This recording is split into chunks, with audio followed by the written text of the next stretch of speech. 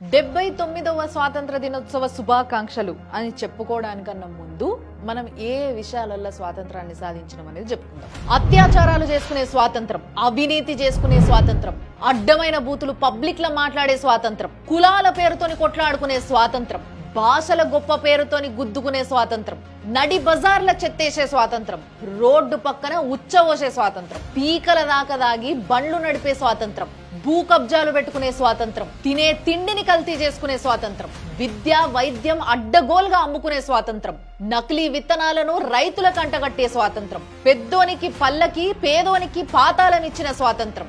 బయటి దేశమోడొచ్చి మనని నడ్డి మీద తన్నేదాకా తెలియలేదు మనం అందరము ఒకటే అని. అందరం కలిసి కొట్లాడి వాన్ని తన్ని తరిమేసిన తర్వాత ఇమీడియట్ గా తెల్లారే మళ్ళా గల్లా గల్లా పట్టుకొని కొట్లాడుకునేదాకా వచ్చింది మన కథ. 78 సంవత్సరాలు అయిపోయింది.